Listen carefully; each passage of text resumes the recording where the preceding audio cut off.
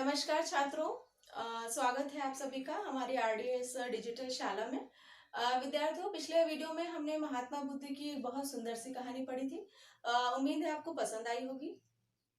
आज हम फिर से एक बहुत अच्छी सी कहानी आपके लिए लाए हैं जिसका शीर्षक है अनोखा उपाय।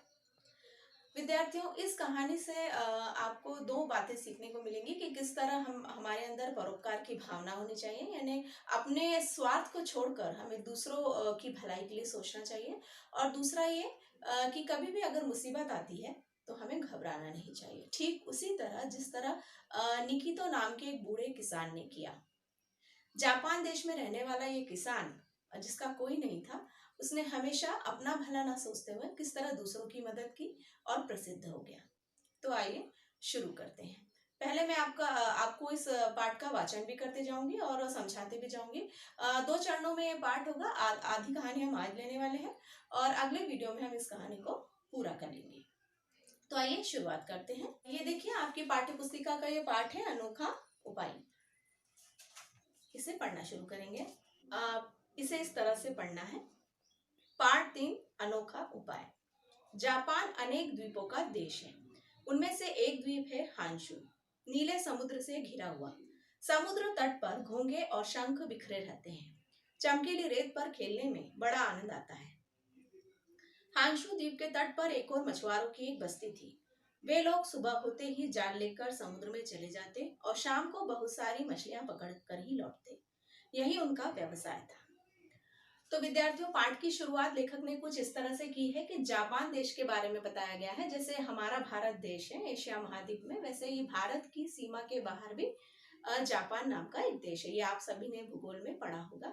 और जापान जो देश की विशेषता है, जैसे हर देश की विशेषता होती है, वैसे जापान की विशेषता बताई गई है कि उसे द्वीपों का देश कहा जाता है। द्वीप यानी जैसे वो भूखंड जो पानी से घिरा हुआ रहता है ना, यानी बीच में जमीन होती है और चारों ओर सागर का पानी रहता है, तो उसे द्वीप कहा जाता है। और क्या बताया है लेखक ने कि वहां पर जो तट पर जो है वो समुद्र के किनारे, जैसे आपने देखा होगा, रेत पड़ी रहती है ना, और घोंगे जिसे स्नेल कहा जाता है वो होते हैं। और क्या क्या होता है, शंख शंख या सीपी जिसमें मोती रहते हैं, तो समुद्र की लहरों के साथ वो आ जाते हैं। तो इस तरह से जो है लेखक ने बताया है। उसी तरह जापान के इतने सारे जो द्वीप हैं, उसमें से हॉन्शु नाम का एक द्वीप था। कौन सा द्वीप? हॉन्शु नाम का एक द्वीप था। और उस द्वीप के तट पर मछुआरों की एक बस्ती थी। वे मछुआरे रोज सुबह जाल लेकर समुद्र में चले जाते और शाम को बहुत सारी मछलियां पकड़कर लौटते। अब जैसे उनका रोजगार कैसे चलता था, वे रोज सुबह अपने काम पे निकलते, जाल लेकर निकलते, मछलियां पकड़ते, शाम तक वापस लौट कर आ जाते थे। मछुआरों की बस्ती के पास ही एक छोटी पहाड़ी थी। उस पहाड़ी पर एक किसान निकितो रहता था। उसका व्यवसाय था खेती। पहाड़ी पर उसने अपने घर के ऊपर की ओर चेरी का बाग लगाया था और निचले ढलानों पर सीढ़ीदार खेतों में वह धान उगाता था। पहाड़ी पर से उसे मछुआरों की बस्ती और उसके सामने का नीला सागर दिखाई पड़ता था। अब ये तो मछुआरों की बस्ती थी और इसी बस्ती के ठीक सामने एक छोटी सी पहाड़ी थी। उस पहाड़ी पर एक बूढ़ा किसान रहता था जिसका नाम था निकितो। तो निकितो जो था, उस वो खेती तो करने मछुआरा मतलब मछली तो पकड़ नहीं सकता था, तो वो क्या करता था, खेती करने का व्यवसाय उसने किया था। उसने पहाड़ों पर जो है वो सीढ़ीदार खेत बना लिए थे और उसने ऊपर की तरफ चेरी लगा दी थी। चेरी यानी एक लाल कलर का फल होता है। और निचले हिस्से में चावल यानी धान की खेती लगा दी थी। धान यानी चावल लगा दिए थे। एक दिन की बात है, चेरी पकने लगी थी। निकितो ने सोचा, आज भोर होते ही मैं चेरी तोड़ने चला जाऊंगा। अब उसने जो है वो धान की फसल उसकी पककर तैयार हो गई थी, तो उसने उसे काट कर जो है अपने घर के पास रख लिया था। अब उसने सोचा कि चेरी भी पक चुकी है, तो क्यों ना मैं इस चेरी को तोड़ूं और जो है बाजार में जाकर इसे कल मैं बेच दूंगा।